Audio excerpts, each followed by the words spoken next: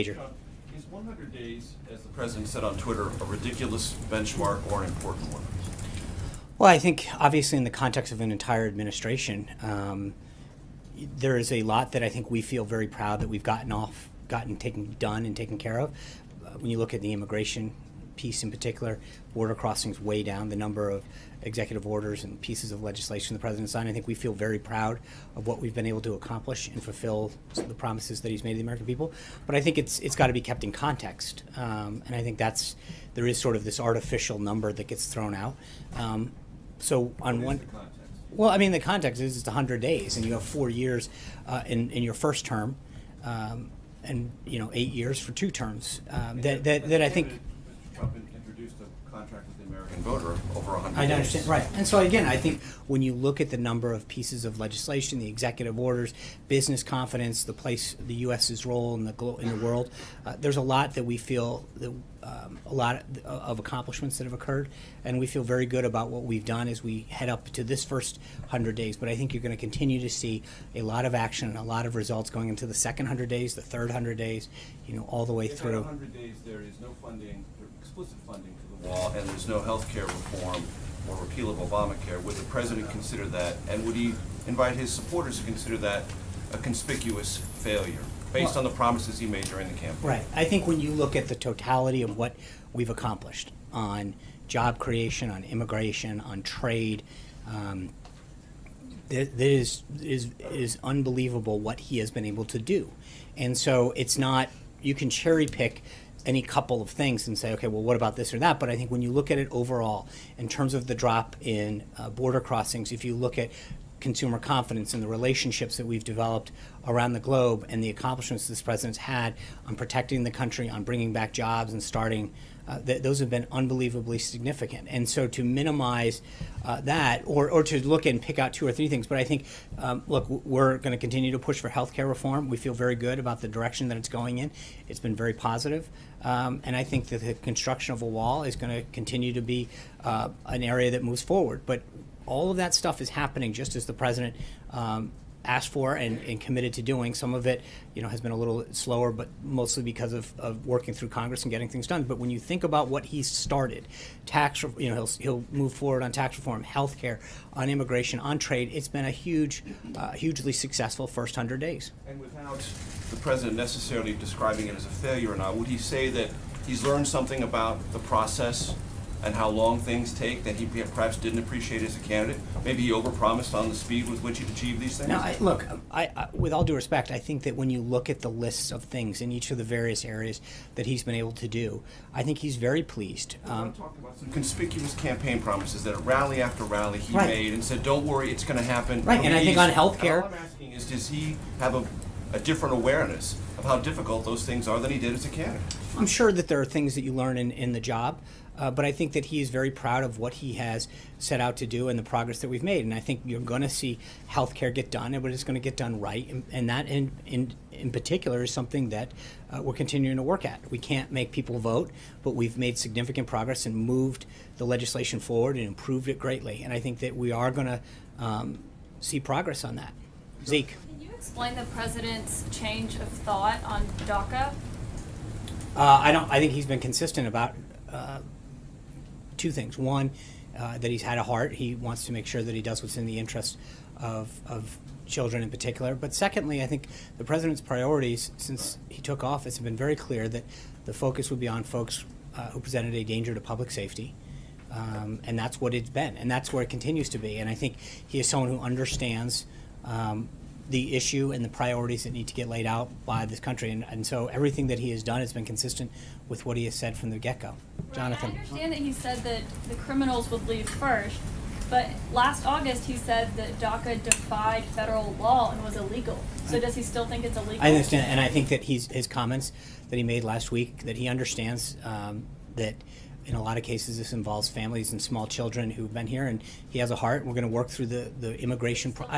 I understand. What I'm trying to do is answer the question that I think the president wants to make sure that he addresses the issue of illegal immigration and all of its components in terms of visa reform, border security, the wall, all of these things, and in a system of priorities. And right now, the priority is to make sure that the folks who present a public safety concern to the United States and to our citizens are dealt with first. And that's what he's happened. He's also very pleased that through his action and his vision for how he wants to see to move forward on this, sees a huge drop of illegal border crossing. That is a big accomplishment for this presidency, and it's something that we're obviously very proud of. Border crossing is a big thing, but amnesty is a big I understand part, that. 'cause I just walked through the question. Jonathan. Sean, how confident are you that there will not be a shutdown? Can you, from that podium, guarantee that there will not be a government shutdown? I can't guarantee, How close can you get but to that? I think that the work that Director Mulvaney and others have made in these negotiations has been very positive. They feel very confident that won't happen. So he won't insist that his priorities get funded on the border, the wall, increased security? That's not what I said. I said that I think Is he willing to shut down the government? No, it's not. Look, they are currently negotiating.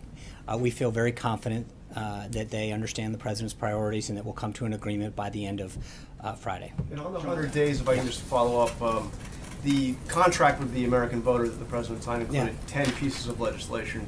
Right now, he's 0 for 10. Only one of those has actually been introduced. Right. And I think that Is we're that going a- to continue to work with Congress.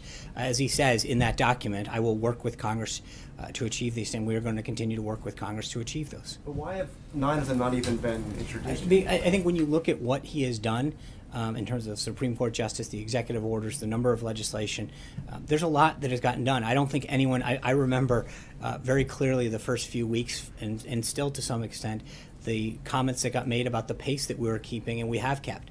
The president has been extremely busy, and I think when you recognize the amount of issues that he's tackled, the amount of progress that he's made, it is very significant, and we will continue to present all of that throughout the week. But again, as I said to Major, I think you can look at a few of these areas and nitpick a couple of them, but I think overall, he has signed a record number of executive orders. He has rolled back regulatory reforms. No, I understand that, but right. To take action. But I don't think there's Again, any it's not- question that the president has done a significant amount for the American people on the issues that he has put forward during the campaign. Just to be clear, you're not Yeah, describing the hold on. wall Jim, and healthcare Jim. as nitpicking, Jim, are you? I'm not, neither of the, no, I'm not, those pieces are not small, but I'm saying in terms of overall what he has accomplished has been unbelievably significant. When you talk about all of the other areas, the regulatory relief, the efforts that he's made on immigration, on trade, all of those issues. And again, what I'm trying to say is when you look at everything that he's done and the amount that he's accomplished in these first 100 days, I think you can go back and find an area, one or two, and say, okay, well, he didn't do this. But I think you have to look at it in totality of what he actually did get done. John, Jim. on the wall, why is there even a discussion about shutting down the government over paying for the wall? Isn't Mexico supposed to pay for the wall? Well, I think, Jim, the president has made very clear that initially we needed to get the funding going, and there's be several mechanisms to make sure that that happens. That funding piece will happen in due time. Alexis. That is a promise that the I president understand made that. during the campaign It time is- and no, again, no, but he that also Mexico would pay for the wall. Right. And now we're having a discussion that the No, no, government we- might shut down over the wall. Who's Who's going to pay for it? Right. You know. So a couple things. One, as I pointed out to Jonathan, we feel very confident the government's not going to shut down. Number two is I think the president has been very clear in the past about the fact that, and this is not a new thing, he talked about this, that in order to get the ball rolling on border security and the wall, that he was going to have to use the current appropriations process, but he would make sure that that promise would be kept as far as the payment of it. And just a real quick follow-up. If border crossings are down, and that's a talking point that the White House uses time and again, is the wall even necessary? Absolutely. The wall it does several things. How can the border crossings be down? Because and I the president's think- saying, well, we're going to have all these drugs flowing in if we don't have a wall. Because you can't, just because you have a couple good months in a year, I think you want to make sure that you take prudent long-term steps. I mean, so the president is going to fulfill, and frankly, it's a promise that he made to the American people. I think if you're coming in from our southern border, he has taken a lot of steps so far that has deterred border crossing. But this is a permanent step that will extend beyond his presidency. 8 years from now, the next president will have that wall in place to make sure that it doesn't continue. So that Mexico's going to pay for it. that's right. 100 days. If as someone mentioned, the president tweeted that it was a ridiculous, timetable or whatever. Why is the White House doing so much this week? you have indicated that all these activities this week, from hearing from different people, are because of the 100 days. Why do this 100-day push if it's a ridiculous amount of I think time? we've gotten a fairly decent amount of inquiries from you and your colleagues, and so in order to answer those inquiries, Something for us? yeah, well, we're givers. I mean, I don't think there's anyone in this room that hasn't lodged a request to say we're writing a story on the 100-day mark. We're doing this on the 100-day mark, and so we want to make sure that we answer your questions as truthfully as possible and as thoroughly and comprehensively. So we will have to fulfill all of these requests that are coming in from you and your colleagues. But I also think that we are very proud, and the president's very proud of what he's been able to accomplish in the first 100 days. And, as we sprint towards these final 100 days, there's two things. One, I think because of the inquiries that we've had, we want to make sure we take an opportunity to make sure that people understand how much he's done in all the different areas. But we also want to start talking about the next 100 days and what else is left to be done, and how much, how we're going to continue to work hard to get all of that done. But there's a lot that has been accomplished, and I think it's appropriate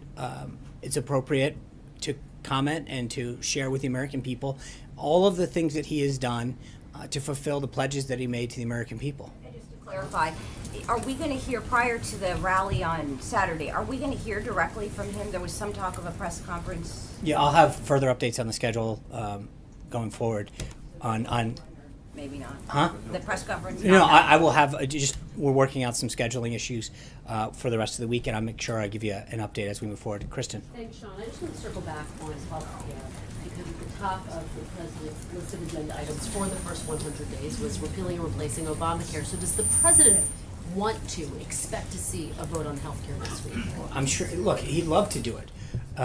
If the speaker and the majority leader and the whip come and tell him that they've got the votes, then we'd love to do it. I think his goal isn't to fit it into a finite timetable, as he mentioned on Friday. If it happens this week, that's great. If it happens next week, that's great too. The goal is to get it done and get it done right, and so we're not going to jam it through just for the sake of it. So he's concerned about potentially rushing it through. I hear what No, you're no, saying. He doesn't want right. it to happen this week just to meet that benchmark. Exactly. Okay. Let me ask you about tax reform. I know you don't want to get ahead of the announcement on Wednesday. Thank you. But there's a sense that it is more realistic to pursue targeted tax cuts as opposed to broad tax reform. Right. Will we on Wednesday see a proposal for targeted tax cuts? Well, as you stated in your question, I'll let the president and the team speak on Wednesday with respect to what they're going to outline, but I'm not going to get ahead. Does the president think that it's realistic to do broad tax reform without having replaced Obamacare? I think that the president said he's going to make there's a lot of things that are possible, but let's let the president. He made a commitment to get it out on Wednesday, so let's be patient and wait till Wednesday. And just one more. Of course. Is there a plan for infrastructure reform in the works? Will we get that before the next 100? That's another thing that's on the list, but I think we seem to have our hands full right now with healthcare and tax reform. It's obviously still committed to seeing infrastructure, something he's talked about a lot in terms of roads and bridges and rebuilding things. But let's get these first two things moving. But I think you're going to see a continued commitment to infrastructure as One well. of the things that could potentially have bipartisan Yeah, support. I- Is there an urgency to get infrastructure reform passed? So either we're doing too much or we're not doing enough. But I think, look, he has made it very clear that is a priority of his. As you point out, it's something that I think both sides of the aisle and both chambers probably agree on. There's a public-private partnership that could really benefit our infrastructure in terms of the financing piece of this. We'll have further details on that moving forward, though. Thank you guys very much. I'll see you tomorrow. Have a great Monday. Thanks.